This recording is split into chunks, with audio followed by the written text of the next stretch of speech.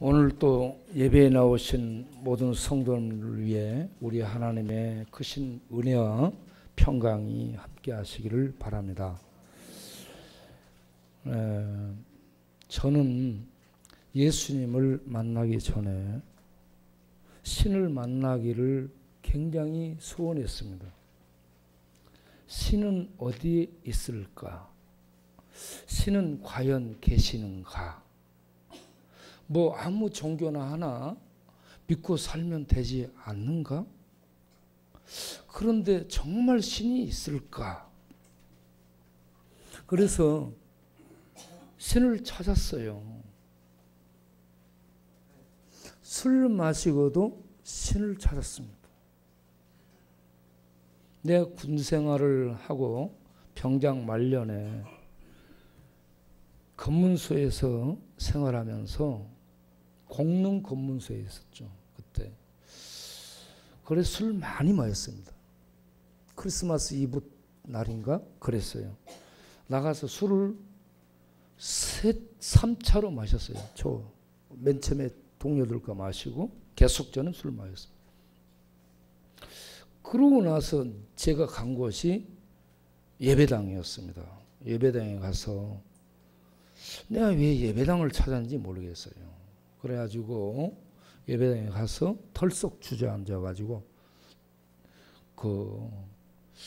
하나님 저 술 좀 하나님 계시면 저 술 좀 끊게 해달라고 저는 그 말을 했어요. 하나님이 계시면. 그런데 이렇게 둘러보니까 여학생 혼자 기도하고 있다가 내가 술 취하고 들어가니까 무서워서 도망가더라고. 그래 저는 이 바닥에 털썩 주저앉아가지고요. 하나님 저 술 좀 끊게 해주십시오. 그러고 뭐 기도를 할 줄 모르니까 그냥 나왔죠. 그러고 나서도 하나님을 찾았죠. 술이 만땅이 돼서 찾아다니고 술병을 들고 다니면서 마시며 찾았습니다. 그런데 하나님은 만나주지 않았습니다. 술병을 들고 다닐 때는 만나주지 않았습니다. 그러나 이 부흥회를 통해서 아버지와 교회에 나가가지고 말씀을 들었습니다. 그런데 하나도 들리진 않았어요. 근데 들은 게 하나 없습니다. 일주일 동안에. 3일, 하루에 3번 집회를 하는데 들리는 게 없어요. 그래서 처음 오시는 분들을 저는 이해합니다. 하나도 들리지가 않아요. 그저 박수치고 있다. 기도할 때 손 들고 주의하다. 주의한다. 이것 외에는 다른 거 하나도 들리지 않아요. 그리고 그 부흥회 끝나고 마지막 새벽에 제가 바닷가로 뛰어나가서 정말 신이 계시는가 해가지고 부르짖으며 기도를 했습니다. 그때 하나님이 찾아오셔서 만나 주셨어요. 그래가지고 신의 세계가 있다는 것을 비로소 알게 됐고요. 그리고 그 신은 진짜라는 것을 알게 됐고, 그리고 그분의 품이 평강과 사랑인데 천국이라는 것을 알게 됐습니다. 그런 다음에 저를 안고 있다 내려놓으니까 그때부터 회개 기도가 나오기 시작해요. 회개 기도가 안 됩니다, 여러분. 믿음도 갖고 싶어도 갖지를 못해요. 하나님 만나야 믿음이 생기고, 하나님이 어루만지시는 은혜가 있을 때 기도가 터져서 기도가 됩니다. 입술로 이게 기도가 아니고 영혼의 고백, 마음으로 드리는 고백의 기도가 하나님이 어루만지심으로 비롯되는 것이죠. 그렇게 해서 성경을 읽으니까 예수님이 하나님의 아들이시고 그리스도 구원자라는 것을 알게 됐습니다. 야, 예수님은 4대 성인이 아니구나. 하나님의 아들이시네. 그리고 그리스도 구세주시네. 이분을 믿어야 구원받네. 이 진리를 알게 됐어요. 그런데 예수님을 믿고 난 다음 에베소서를 읽으면서 보니까 여기에 이해할 수 없는 말씀들이 기록되어 있습니다. 우리를 구원하시는 그 구원 계획을 가지셨는데 창세 전에 그 계획을 가졌다는 겁니다. 야, 창세 전이라면 모든 인간 세계의 시간이 시작되기 이전의 영원 속에서 하나님이 계획을 가지셨네. 야, 그 계획이 이런 것들이네. 놀랐습니다. 그리고 쭉 내려가면 오늘 읽은 에베소 1장 16절부터 사도 바울의 기도가 나옵니다. 사도 바울의 기도가 에베소서에 3번 나와요. 그런데 그 기도의 내용 중에 보게 되면 이 4가지를 얘기를 하는데 그게 전부 알게 하시고 여기에 연결된 그런 내용들입니다. 첫 번째가 하나님을 알게 하시고, 두 번째가 부르심의 소망이 무엇인지를 알게 하시고, 세 번째가 물려받게 되는 기업, 상속받게 되는 유산의 그 기업의 풍성함이 무엇인지를 알게 하시며, 그리고 그리스도를 죽음에서 살리신 하나님의 그 절대적 능력의 크심이 어떤 것인지를 알기를 원하노라. 이 기도를 하고 있는데 이 기도의 대상이 예수 믿지 않는 다른 사람들이 아니라 교회에 있는 성도들에게 너희가 이렇게 하나님을 알기를 원하노라면서 성도들을 위해서 기도하고 있습니다. 예수님 믿기 전에는 밖에 있는 사람들에게는 예수님을 믿을 수 있게 해주시옵소서라고 기도해야 되고 전도를 해야 됩니다. 그리고 믿고 나서 교회 안에 성도로 들어온 그런 이 하나님의 가족들을 위해서는 이렇게 하나님을 알아가게 하시고 알게 하시고, 그리고 부르심의 소망이 무엇인지를 알고 그 기업의 영광의 풍성이 어떤 것인지를 알고, 그리고 그리스도를 통해 역사한 나타난 하나님의 절대적인 능력이 어떤 것인지를 알기를 원하노라. 여기에 알게 하시고 17절에 하나님을 알게 하시고, 이 알게 하시고 이게 에피그노시스라는 헬라어였습니다. 에피그노시스. 알다라는 헬라어가 에피그노시스하고 기누스코하고 두 가지가 있습니다. 에피그노시스는 히브리어 다아트를 번역한 그런 헬라어죠. 이 다아트는 뭐냐면 knowledge, 지식을 얘기합니다. 지식, 정확한 정보. 이것을 이 에피그노시스, 하나님이 어떤 분인지를 정확하게 지식적으로 아는 것입니다. 그 다음에 기노스코라는 단어는 이해해서 아는 겁니다. 히브리어 야다를 번역한 거죠. 야다는 경험적으로 체험해서 이해하고 인식해서 아는 것. 이걸 understood 이런 식으로 표현을 하고 있습니다. 이해하다, 알다. 이 아는 것이 두 종류인데 여기서 바울은 에피그노시스 해가지고 지식으로 하나님을 알기를 원하노라라고 얘기를 하고 있습니다. 이 지식의 내용들을 분명히 갖고 있어야 기초적 프레임이 튼튼하게 뼈대가 다져지게 되는 겁니다.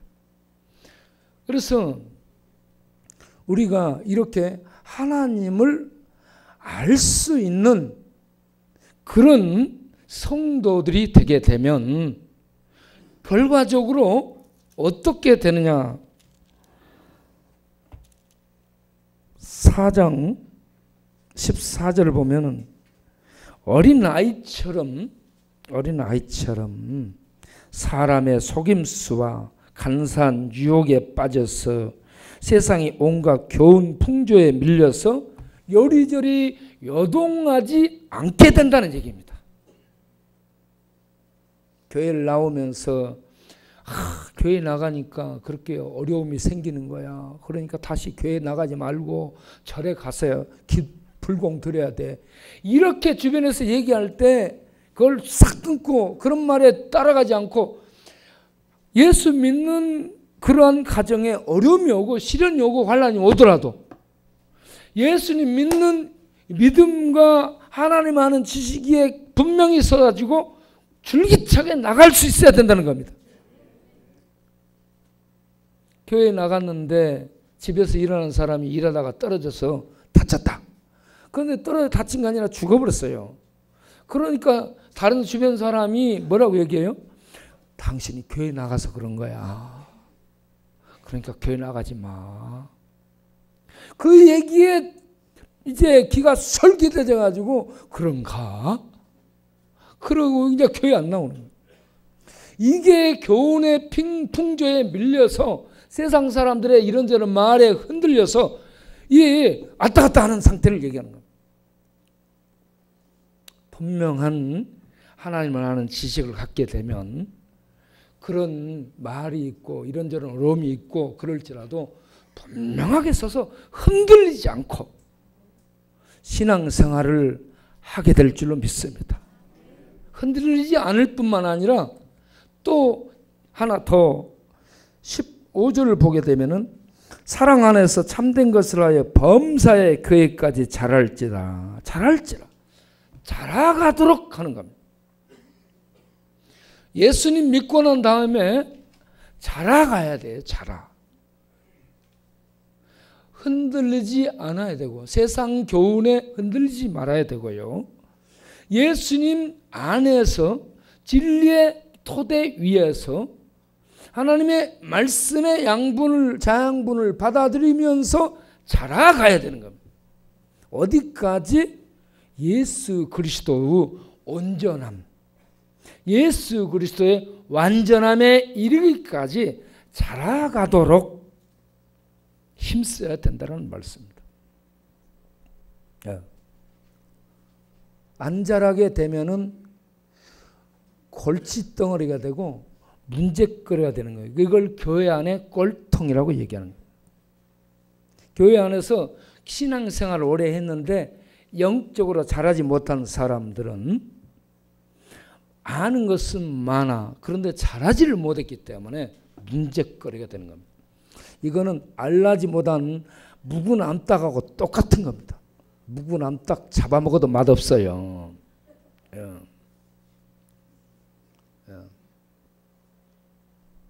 그래서 묵은 암탉은 알도 못 납니다. 그리고 알 낳는 닭들을 어때 쫓아다니면서 너 왜 알 낳아 그러면서 쫓는 거야.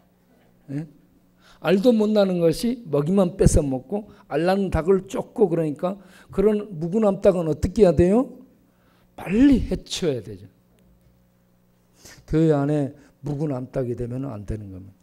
자라야 된다는 얘기예요. 교훈의 풍조에 밀려서 왔다 갔다 해도 한다고. 자라지 못하고 이렇게 꼴통 묵은 닭이 돼가지고 있어도 안 된다는 얘기예요. 그러기 위해서 이 16절을 보면 4장 16절을 보면 온몸이 각 마디를 통해서 도움을 받으며 서로 연합해 가지고 함께 자라가야 된다라고 얘기합니다. 본인도 자라고 함께 자라서 세워야 된다라고 말씀합니다. 함께 연합해야 되는 겁니다. 우리가 가족이에요. 가족입니다. 이렇게 자라가려면 우리가 하나님을 아는 분명한 지식이 있어야 된다 하는 얘기입니다. 자, 다시 에베소 1장으로 가서 17절을 보게 되면 바울의 첫 번째 기도가 하나님을 알게 하시기를 원하노라 라고 얘기합니다. 이 하나님이 어떤 하나님인가? 그 앞부분에 나온 하나님을 얘기하고 있습니다. 1장 3절부터 시작된 찬송하리로다 해가지고 14절까지 얘기하고 있는 하나님. 거기에 성부 하나님, 성자 예수님, 성령 하나님, 삼위일체 하나님이 나옵니다. 네? 여기에 보게 되면 삼위일체 하나님의 사역이 나오고 있습니다. 자, 전체적으로 삼위 하나님이 공동으로 한 게 뭐냐 하면 영혼 속에서 함께 모여서 의논을 한 겁니다. 의논을 해가지고 계획을 세워서 그걸 진행을 하게 되는데 이것을 신의 작정이라고 얘기합니다. 하나님의 작정. 하나님의 작정은 모든 것을 포괄적으로 계획을 세우셨다 하는 것을 하나님의 작정이라고 얘기하는 겁니다. 그리고 특별히 이성을 가진 피조물들, 곧 사람, 영적인 천사, 인간으로 오실 예수 그리스도, 이성적 피조물에 대해서는 이렇게 해야 되겠다라는 계획을 가졌는데 그것을 하나님의 예정이다라고 얘기를 하는 겁니다. 하나님의 예정. 예정이라는 말은 하나님이 이러이러한 계획을 가지셨다 하는 얘기입니다. 인간들을 위한 이런 계획을 가지셨다는 얘기입니다. 그런 하나님의 예정, 신의 예정 속에 선택과 유기라는 단어가 있게 됩니다. 선택이라는 것은 하나님이 choose-하다는 얘기입니다. 선택했다, 선택하다라는 얘기입니다. 명사로는 choice하는 겁니다. 예? 선택한 거예요. 골라냈다 이 말입니다. 그리고 하나는 버렸다 이 말입니다. 유기했다라고 얘기합니다. 자, 이렇게 선택했고 버렸다. 영원 속에서 아직 사람은 타락 안 했어요, 여러분. 타락하지도 않은 상태인데 하나님의 영원한 예정의 계획 속에서 선택하고 버렸다. 이걸 계획을 가졌다는데 이 계획 가진 것을 예정하셨다라는 얘기입니다. 그러면 선택과 예정이 있다면 인간은 타락해야 됩니다. 인간이 타락해야 하나님은 선택하고 버리게 되고 선택과 유기가 있게 되는 거죠. 그래서 인간이 아담과 하와가 에덴 동산에서 선악과를 따먹고 타락한 것이 신의 허용이라고 신학적인 용어로 얘기합니다. 신의 허용이라는 말은 하나님의 신비라는 얘기입니다. 하나님의 신비입니다. 그래서 하나님의 허용 속에서 인간이 타락하게 됐고 타락해서 인간은 저주 가운데 떨어지게 된 겁니다. 에덴 동산의 생명의 세계에서 추방당해서 인간은 저주 아래 떨어진 비참하고 불쌍한 존재가 되고 말았습니다. 인간의 운명이 이렇게 된 겁니다. 자, 그런데 이렇게 인간은 저주 속에 타락해서 버림받은 존재가 됐는데 그들 가운데 하나님은 어떤 자들을 구원해서 선택해가지고 하나님의 나라에서 영생을 얻어 살도록 하시고 또 나머지는 버려뒀다라고 얘기를 합니다. 이게 뭔 말인가? 예수 믿고 나면 이게 골치 아픕니다, 여러분. 여러분 그거 잘 아세요? 골 때린다라고 얘기하잖아요. 들어가서 따져보면요, 이거 알기가 어려워요. 네. 그런데 여기에 대한 단서를 주고 있는 이 말씀이 로마서 9장 11절 13절입니다. 선택과 유기에 대해서 이 조명을 비춰주고 있는 말씀 귀절이 로마서 9장 11절 13절. 거기에 누군가 하나님의 선택은 뭐냐 뭐냐 찾아보면 아브라함을 선택해서 부릅니다. 많은 타락한 죄인들 가운데서 선택해서 불러. 그리고 그의 후손 중에 이제 이삭 그 애들이 태어나게 되는데 야곱과 에서가 이제 태 속에 있어요. 이삭의 아내 부인의 태 속에 이 쌍둥이가 있습니다. 그런데 거기에 대해서 로마서 9장 11절을 보면 그들이 태어나기 전에, 그들이 선악을 행하기 전에, 선악을 행하기 전에, 태어나기도 전에 하나님의 기쁘신 뜻을 따라서 선택을 하셨다라고 얘기합니다. 선택이라는 것이 뭐냐면 하나님의 기쁘신 뜻을 따라 하나님이 선택을 했다는 겁니다. 이걸 뭐라고 얘기하냐면 신의 주권이라고 얘기합니다. 따라서 합시다. 신의 주권. 예, 좀 어려울지도 몰라요. 신의 주권이라는 말은 어떤 의미냐면 인간이 넘보면은 안 되는 신의 고유한 영역을 신의 주권이라고 표현합니다. 하나님의 절대 권위, 신의 주권, 신의 고유한 영역, 인간이 넘보면 안 돼, 들어가면 안 되는 신의 고유한 영역을 주권이라고 하는데 하나님이 그의 기쁘신 뜻을 따라서 인간이 태어나기도 전에 선악을 행하기도 전에 선택을 했다. 선택을 했다. 이게 선택입니다. 선택. 그런데 그러면 선택을 했다면 개인을 선택했다는 얘기인가? 민족을 선택했다는 얘기인가? 나라를 선택했다는 얘기인가? 어떤 집단을 선택했다는 얘기인가? 선택에 대해서 고민을 하게 됩니다.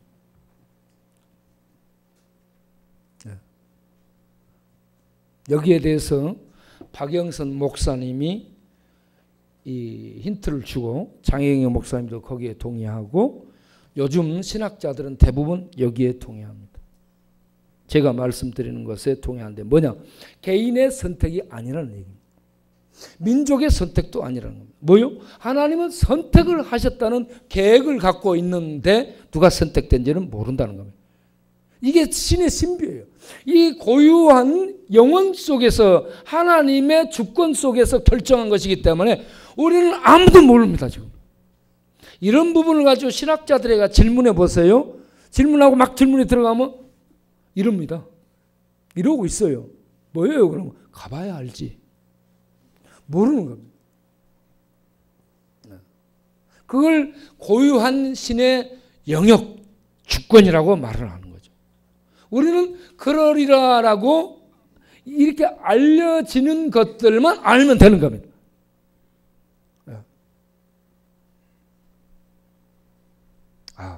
그러면 선택은 그렇게 기쁘신 뜻을 따라서 하나님이 선택하셨는데 누가 선택받았다는 얘기인가? 오늘날 예수님을 믿는 자들은 역으로 추적해서 올라가면 영원 속에서 하나님이 선택한 자들이라 라고 믿으면 되는 겁니다. 그러면 이 선택이 계속해서 어떻게 표현되는가? 에베소서 2장 8절을 보게 되면요, 하나님이 선택한 자들을 믿게 하사 믿음을 따라 구원하신다 하지 않고 그 선택이라는 용어가 은혜로 바꿔지어서 나오고 있습니다. 에베소 2장 8절. 그 은혜의 믿음으로 말미암아. 은혜라는 얘기로 바꿔져요. 선택, 하나님의 선택은 뭔 말이냐면 뱃속에서 나오기 전에, 선악을 행하기 전에 되어졌다라고 하죠. 이게 뭔 얘기를 하려고 하냐면 인간의 공로가 전혀 구원 얻는 데 개입되지 않은 것을 얘기하고자 하는 겁니다. 인간의 공로가 개입되지 않았다는 거. 이걸 선택이라고 하나님의 은혜로 되어진다라고 말씀하는 것. 은혜라는 것은 어떤 우리의 노력, 공로가 가미돼 가지고 합격 점수를 받아서 따내고 얻어내는 것이 아니라 자격이 없고 선악을 행하기 전에 하나님의 은혜로 말미암아서 되어진 것을 신의 선택으로 변하고 그걸 예정이라 계획을 가졌다라고 말씀하고 있다라고 이해하시길 바랍니다. 은혜, 하나님의 은혜가 임해서 믿음으로 응답하는 자들은 하나님의 영혼 속에 선택받은 자들이라는 말씀입니다. 공로가 개입되지 않았다는 것, 신의 주권을 얘기하기 위해 선택이라는 용어를 쓰고 있고, 그런데 이 선택이라는 용어를 쓴 이유가 또 하나 있습니다. 그건 뭐냐? 예수님을 믿은 하나님 백성은 하나님이 영혼 속에서 선택했기 때문에 반드시 영혼 속으로 끝까지 책임지고 데려가신다는 얘기입니다. 구원의 확신을 갖도록 하기 위해서 선택 예정을 얘기하고 있다는 얘기입니다. 신의 주권, 신의 은혜, 이 구원의 확실성, 이걸 말씀하기 위해서 선택했다. 하나님의 예정의 계획 속에 있었다. 그걸 하나님은 계획하신 분이기 때문에, 변치 않는 분이기 때문에 그 계획하신 것을 선택해서 예수 믿게 한 자들을 반드시 영원한 구원 안으로 데려가신다. 이걸 말씀하고자 하는 그 예로 구약의 이 야곱이 살죠. 야곱은 하나님 은혜를 받고 태어나 하나님 믿어요. 그런데 하나님 믿는데 야곱은 꼴통 중에 꼴통입니다. 그렇죠? 하나님의 이름을 이용해서 축복 다 받아먹어. 삼촌 집에 가서 20년 살면서 한 때, 두 때, 세 때를 얻어. 많은 것을 얻은데 항상 하나님의 권위 앞에 굴복하지 않고 하나님의 이름을 이용해서 자기 얻고자 하는 것만 정치해 먹는 약삭 빠른 놈이 야곱이라는 얘기예요.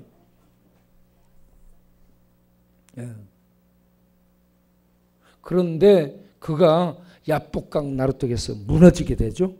어떻게 돼요? 하나님이 나타나서 어디를 쳐요? 환도뼈를 칩니다. 허리 밑에 엉덩이를 받치고 있는 중심뼈, 이거 한쪽을 쳐버리니까 이게 이골되니까 꼼짝을 못하게 됩니다. 도망도 못 가, 빨리 걷지도 못해, 질질 끌어야 돼요.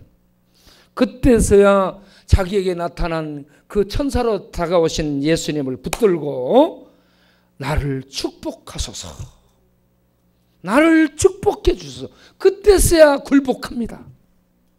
축복은 이 왕이라든지 권위자가 아버지가 자식을 축복하는 겁니다.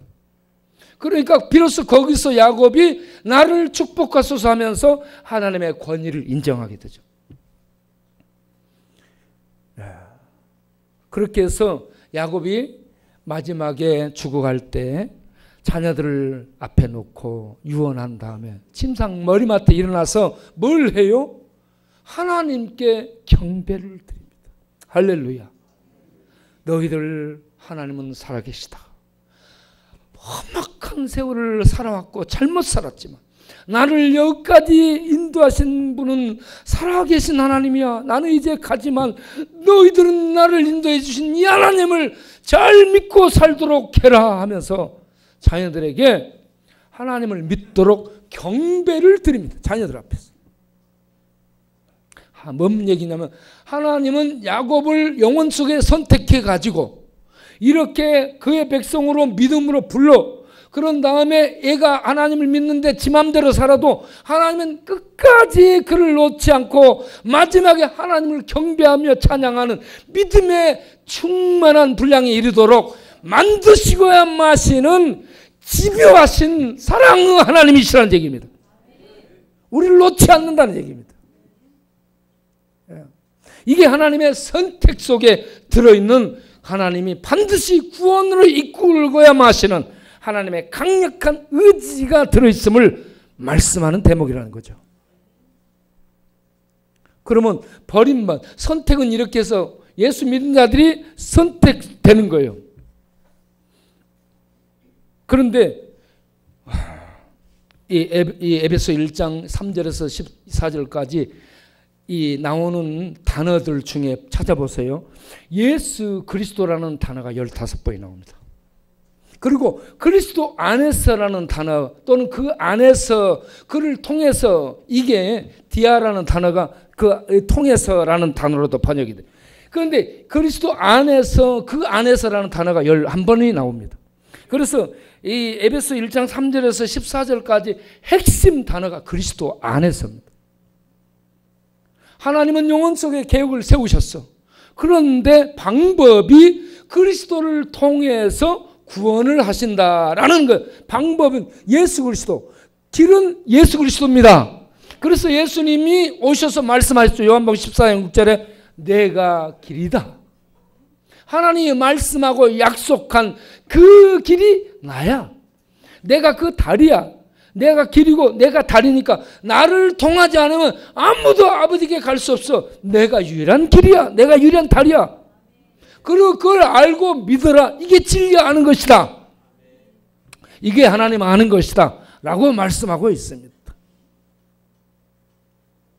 여러분, 그리스도 안에서, 그리스도를 통해서 선택한 자들을 믿음으로 인도해서 복음이 증거될 때 믿음으로 응답하게 해서 예수님 믿고 고백함으로 하나님의 영원한 구원 속에 들어오도록 인도하고 계시는 이 하나님을 아시길 바랍니다.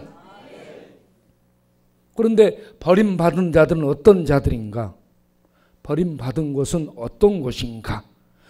구원받은, 믿음으로 선택받은 자들이 살 곳은 하나님의 나라예요. 하나님의 나라는 충만합니다. 은혜가 충만해. 빛과 진리와 사랑과 평강과 축복이, 하나님의 나라는 충만합니다. 거기에는 진리가 충만해. 거짓이 조금도 없어요. 죄가 조금도 없어요. 악이 조금도 없어요. 죽음이 없어. 해치는 게 없습니다. 그 해치는 모든 어둠의 세력은 어디로 던져버려요?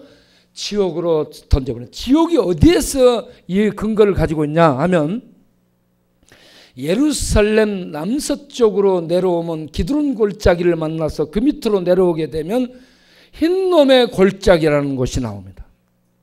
흰놈의 골짜기가 유다왕 아하스 때부터 거기에다가 바알 산당을 짓고 거기서 바알 신을 섬기도록 했어요. 그 다음에 그곳에 몰렉 신을 섬기게 하고 도벳 산당을 지어서, 도벳이라는 산당에 몰렉, 이 밀콤이라고도 하는 암몬 족속의 신 몰렉을 섬기게 하고 그곳에서 이스라엘 백성들이 자기의 사랑하는 자녀를 불에 태워가지고 신에게 제사 드렸습니다. 그러니까 비명소리가 천지를 진동시켰습니다. 그런 곳을 이 요아스 왕 때에 그곳에 이런 제사 드리는 것을 금하게 됩니다. 요아스가 금지는 내리는데 산당을 폐하지는 않습니다. 그래서 그곳에 이제 제사를 못 드리게 된 상태에서 그곳은 전부 예루살렘에서 나오는 쓰레기를 갖다 버리고, 짐승 시체 갖다 버리고, 이방인 죽은 사람, 문둥병자 죽은 사람, 이 어떤 사형수 죽은 사람, 이러한 사람들을 거기다 갖다 버리게 됐습니다. 그래서 시체가 썩는 냄새가 나고 쓰레기가 타는 냄새가 나고 거기에다가 예루살렘에 나온 이 변 있잖아. 변이라 해야 똥이라 해야 되나? 이 오물 있잖아요. 오물. 우리도 오물 갖다가 바다에다 전부 버립니다, 여러분. 그런데 그 사람에게서 나온 오물을 거기다 갖다 버렸어요. 그래서 그거는요, 짐승 시체 썩는 냄새, 사람 시체 썩는 냄새, 모든 쓰레기 타는 냄새, 이 사람들에게 나온 오물, 배설물 버려서 그거 썩는 냄새. 흰놈의 골짜기는요, 완전 더럽고 냄새나고 이 썩는 둡새가, 악취가 코를 찌르는 그런 골짜기로 알려진 거예요. 그곳을 히브리 사람들, 유대인들이 뭐라고 불렀냐? 게헨놈이라. 게헨놈, 게헨나라. 이렇게 부르게 돼요. 게헨놈. 게헨놈이라는 단어가 이게 이 흰놈의 골짜기라는 얘기인데 이게 바로 지옥이라고 이 명명하게 된 겁니다. 흰놈의 골짜기 쓰레기 이 타고 오물 버려서 짐승 시체, 사람 시체 모든 것이 썩은 그 냄새나는 그런 하수 처리 쓰레기 버린 그것을 지옥이라고 불렀습니다. 예수님이 마가복음 9장에서 그걸 지옥이라고 말하고 있습니다. 예수님이 그 말을 그대로 게헨놈 이걸 그대로 적용해서 거기에 들어가지 않도록 해라. 거기는 불이 꺼지지 않는다라고 얘기합니다. 지옥은요 쓰레기 태우는 불이 타는 겁니다. 아시겠죠? 지옥은 쓰레기들을 태우는 흰놈의 골짜기에서 쓰레기 모든 더러운 것들을 태우는 골짜기가 흰놈의 골짜기. 이거 게헨놈, 게헨나 이렇게 된 그런 말씀인데 이게 지옥이에요. 지옥은 꺼지지 않는 불이 타오르는 곳인데 거기에 뭐가 맨 마지막에 던져져? 요한계시록 20장 이 10절 이하를 보게 되면 거기에 마귀가 던져지고 짐승이 던져지고 거짓 선지자가 던져지고 믿지 않는 자들이 던져지고 그 다음에 거기에 던져지는 게 있어요. 죄가 던져지고 악이 던져지고 죽음의 세력이 던져지고 죽음의 세력을 가둬놓은 음부가 던져집니다. 지옥은 하나님은 나라에서 제거돼야 될 죄악 쓰레기 거짓 또 이런 해치는 것 살인 이 모든 죄로 명명된 어둠의 이 세력들 뱀 독사 정갈 같은 이런 어둠의 세력들을 다 처리해서 그 지옥 불 속에 쓰레기 태우는 불 속에 던져서 태우는 것이 지옥이라는 얘기입니다. 그거는 사람 사는 세계가 아니고 쓰레기 하치장이에요. 하치장. 흰놈의 골짜기. 그 흰놈의 골짜기가 지옥으로 명명되고 있어. 그걸 보면서 지옥은 이런 곳이구나 알라는 얘기입니다. 그러면 거기 버려지는 사람들 어떤 사람들이에요? 마음을 강팍하게 하는 사람들. 하나님은 우리 죄인들에게 은혜를 베푸셔서 누구든지 살아있는 동안에 예수님을 믿어 구원에 이르도록 기회를 줍니다. 그런데 하나님의 은혜가 임할 때에 햇빛이 은혜로 임하잖아요. 어떤 사람들은 그게 부들부들 말랑말랑해지기도 하는데 햇빛이 임하면 어떤 데는 또 꼬독꼬독 말라버리기도 하고 단단해지기도 합니다. 그래서 은혜가 임하는데 어떤 사람은 부드럽고 말랑말랑해지고 어떤 사람은 깡깡하고 단단해지고 강팍해지고 굳어지고 이렇게 나타나는 양쪽으로 나타나는 거예요. 은혜는 똑같이 임하는데.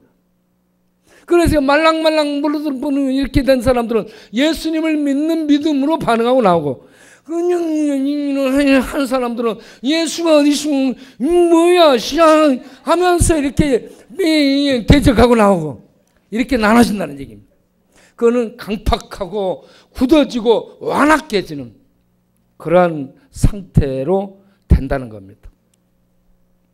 그런데 요한복음 13장 2절에 보면 가룟 유다가 나오죠.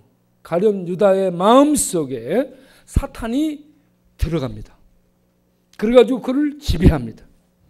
예수님과 가까이 있었지만 가룟 유다는 사탄의 지배 속에 들어가서 예수님을 팔아 넘기고 죽이게 하고 그 다음에 마지막에는 어떻게 해요? 아켈다마라는 곳에 가서 그가 그 아람어로 피바치라는 얘기인데 거기에 가서 어떻게 해요? 목매달아 죽습니다.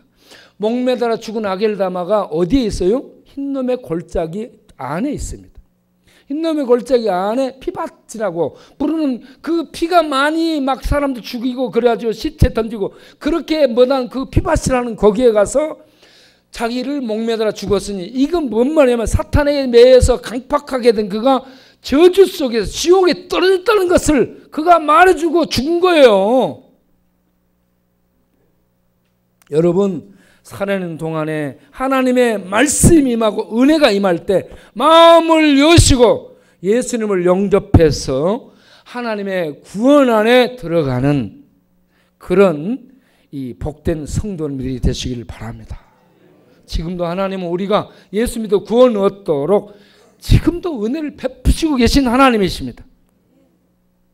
이 하나님을 아시기를 바랍니다. 더 얘기를 많이 해야 되는데 간단하게 내가 짚어주면 부르심의 소망은 무엇인가? 그러면 하나님의 아들들이 되도록 부르신 겁니다. 그리고 그 영광의 기업의 풍성이 무엇이냐면 우리는 이 땅에서 영등포에 땅 한 평이 없어요. 그런데 하나님의 나라를 상속받게 해주신다는 얘기입니다. 우리는 하나님의 나라를 상속받습니다.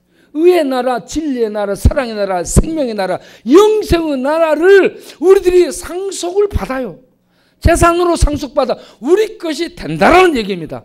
팔지 않아요. 누가 뺏어가지도 못하, 사가지도 않아. 살 수도 없는 그 영원한 우리의 재산으로 하나님 나라를 상속받고, 그 나라의 풍성함이 뭐냐? 사랑이 풍성하고, 거기 가면 사랑이 풍성해요. 하나님 나라에서는 생명의 완전함 속에 있고 진리의 빛의 완전함 속에 있고 사랑의 완전함 속에 있습니다. 축복의 완전함 속에 있습니다. 지옥은 이 모든 것이 없이 죄와 악과 해침과 어둠과 마귀가 뜨글뜨려 서로 단절돼요. 죄는 단절이에요. 파멸이에요. 그래서 서로 죽이고, 그런데 죽지 못하는 고통 속에 있는 거 지옥이. 하나님의 나라에서는 완전한 사랑을 하면서, 예? 완전한 진리의 빛 가운데서 거하면서 거짓도 없고 해침도 없는, 예? 그런 생명의 나라에서 우리가 살게 된다는 겁니다. 이 하나님의 영광의 기업의 풍성이 그런 거고, 그 능력이 얼마나 대단한가. 죽음에서 살려내는 것이 능력이라는 얘기입니다. 이 능력을 나중에 별도로 다시 이어서 말씀을 드려야 되겠습니다. 그걸 얘기하려면 길기 때문에. 이 능력이 죽은 그리스도를 살려서 부활시키고, 그 부활하신 예수님을 믿는 자는 그 부활에 참여하게 되고, 그래서 우리들이 이 땅에 부활에 참여했고요, 하늘에 올라가 있어요. 우리가 보통 사람들이 아닙니다. 예수 믿는 사람들이 종교 생활하는 자들이 아니고 하나님의 아들들이 되었고 영광의 기업을 상속받은 상속자들이 되었고, 이 땅에 있지만 하나님의 통치 권세 안에 들어가 있는 하나님의 통치 대행자들이 되어 있습니다. 우리가 동네 나가 전도하고 여기 나가 전도하고 봉사하고 이게 전부 다 하나님의 몸으로서 그 하나님의 통치와 하나님의 권세와 하나님의 능력들을 발휘하는 하나님의 몸으로서 일하는 것입니다. 교회 다니면서 조금 알고 해가지고 수양 쌓고 지식 좀 쌓고 그럴듯하게 뭐 감투 쓰고 이렇게 사는 게, 이게 신앙생활이 아닙니다. 생명이에요. 생명. 예수 믿는 자는 영원한 생명 얻고 하나님 나라에 들어가 있으며 하나님과 함께 이 땅에서 하나님의 통치 권세를 행하는 이 하나님이 연합되어 있는 그런 하나님 백성이에요. 우리가 보통 사람이 아닙니다. 청와대 가려고 생각하지 마세요. 천국 가려고 생각해야지. 청와대 갔다가는 막판에 전부 감옥 가니까. 그런데 생각하지 마세요. 돈 너무 또 좋아하지 말고 복권 사서 돈벼락 맞으려고 생각하지 마요. 복권 사서 돈벼락 맞은 놈들 보면 다 절대 놈이 없어요. 벼락 맞아가지고 다 터졌지. 그러니까 예수님 믿고 하나님 생명 안에 하나님 인도받고 사는 것, 최고의 가치입니다. 최고의 복입니다. 이 놀라운 은혜와 진리와 능력과 권세들을 우리가 알기를 바랍니다. 그리고 그 위에 서기를 바랍니다. 그리고 그 위에서 자라기를 바랍니다. 그리고 그 빛들을 나타내기를 바랍니다. 이게 영광 속에 사는 겁니다. 이러한 하나님의 은혜와 영광 속에 사는 우리 성도님들이 되시길 바랍니다. 기도하겠습니다. 하나님 아버지,